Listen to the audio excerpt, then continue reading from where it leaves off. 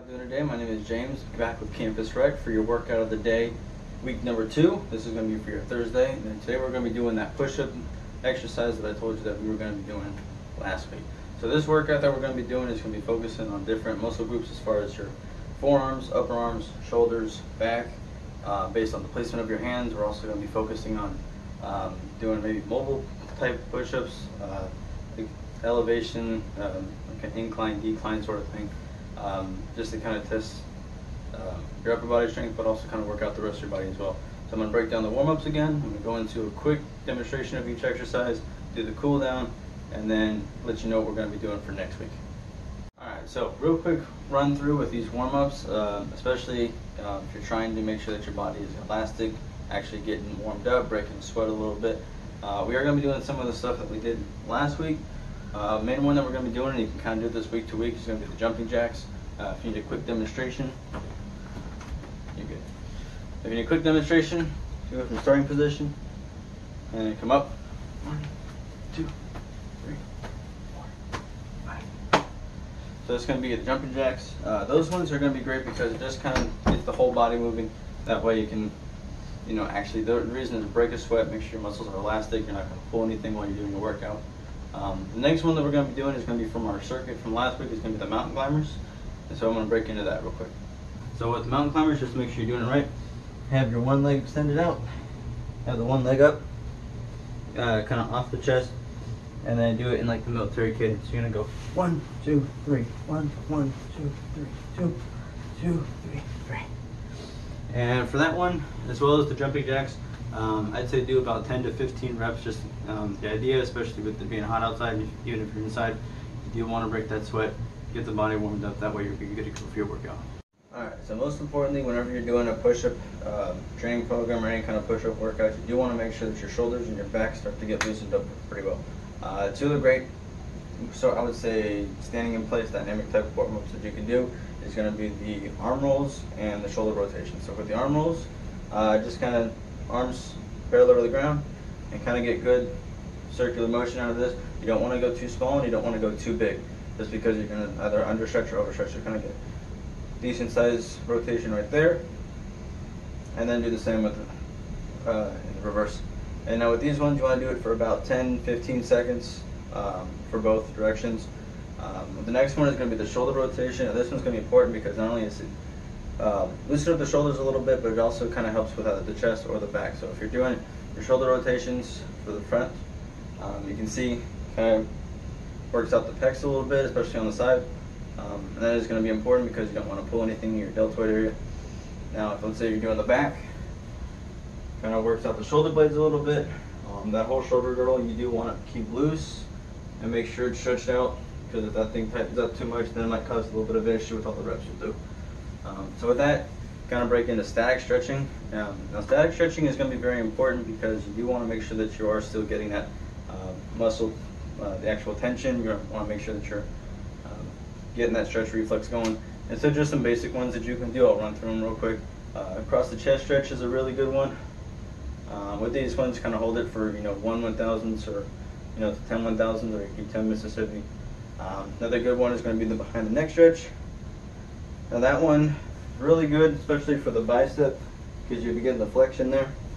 But make sure that you're not overstretching. Just kind of place your hand on your neck or grab your collar. If you place it too far over to the side to the other shoulder, you're overstretching it. So just kind of keep it located right there.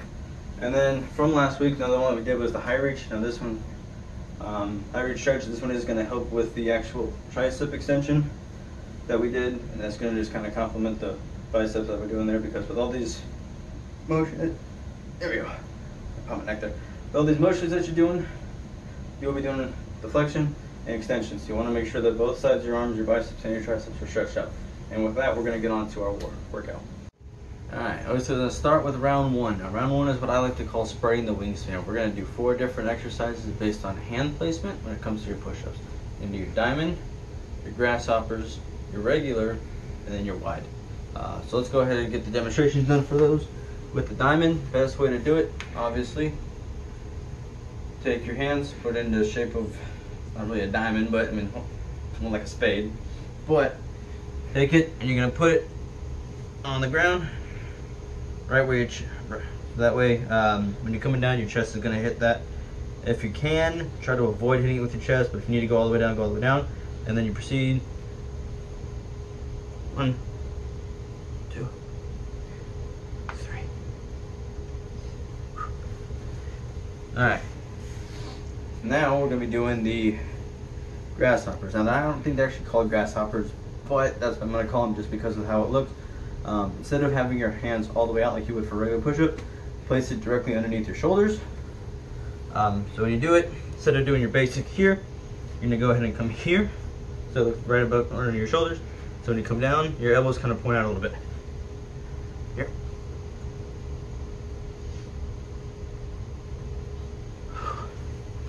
Those are going to be the grasshoppers.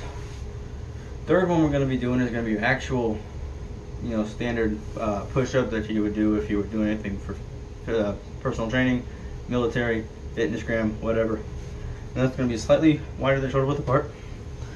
So for the regular push-up here, you have it slightly wider and come down.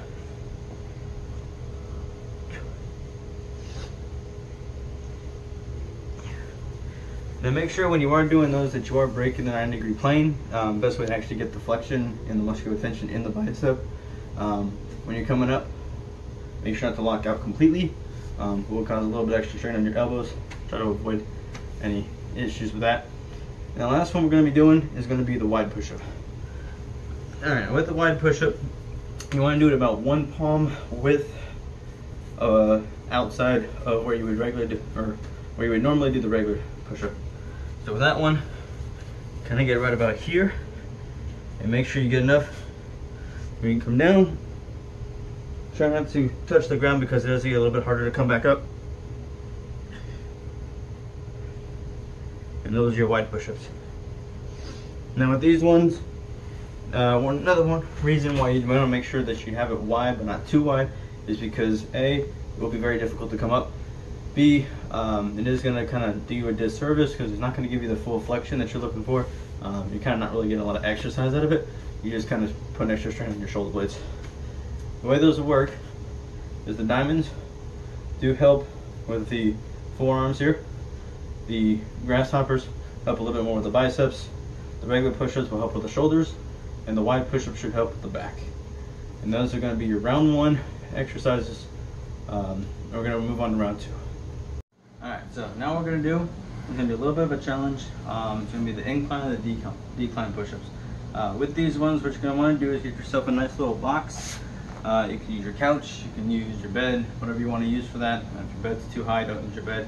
But essentially what you want to do is get something that's probably around, couch would probably work best, knee height, give or take. Whenever you're doing these, you're doing the same as if you would do the regular push-up. So you're not going to do any of the wide grasshopper or anything like that. Just kind of start in your starting position, kind of keep the same straight back that you normally would, and then just do your push-ups. And now,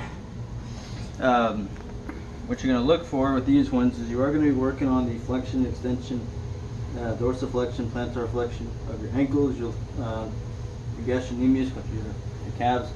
And when you start, you kind of be at this position right here, where you're on the toes and the balls of your feet.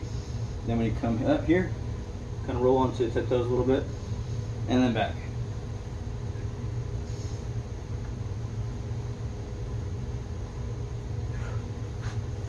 And that's going to help with working on your legs a little bit, so you're going to get a little bit of a lower body workout with this. Alright, so now the opposite of the incline is obviously the decline. With this one, it is going to test more of your core strength, as you are going to try to use that to kind of keep your back straight. You're going to feel very inclined to dip. But best you can do to avoid that, you do get more of a workout with that, not just with your upper body and your arms, shoulders, back, however you're doing that with the actual push-up muscles that are involved. But you're also going to be looking at a little bit of the abdominals that you'll be working. So with that, you can do it in 3 different placements of your lower body. You can either do the full, where you got only your ankles. You can do it to where it's just above your knee. All of this will be on whatever you're thinking. I'm using this little box right here. You can use your bed, your couch, whatever. Or you can do it to where your waist and everything below that is on there. and you're just doing upper body workout. So I'm going to be doing my ankles right now. So with these, hold on. There you go. So with these, you come down. 1 second. There we go. Alright. Come down as if you're doing your regular push-ups.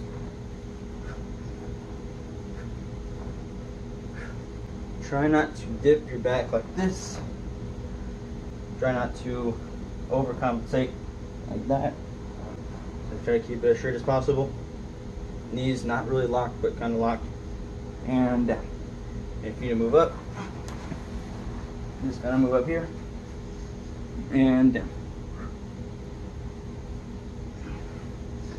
Alright. And that's how you're going to be doing your decline push-ups. Alright, and the last one that we're going to try to attempt is going to be our mobile push-up. I like to call it the alligator. Some people might know it as the Spider-Man, but essentially what it is a whole body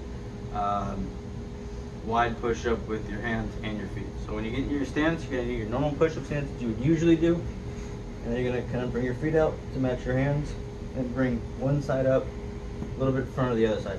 And when you come down, try not to lean too far to one side or the other. Try to keep it straight. And then when you switch, let's say you're doing it in place like I'm doing right now, come down. Here.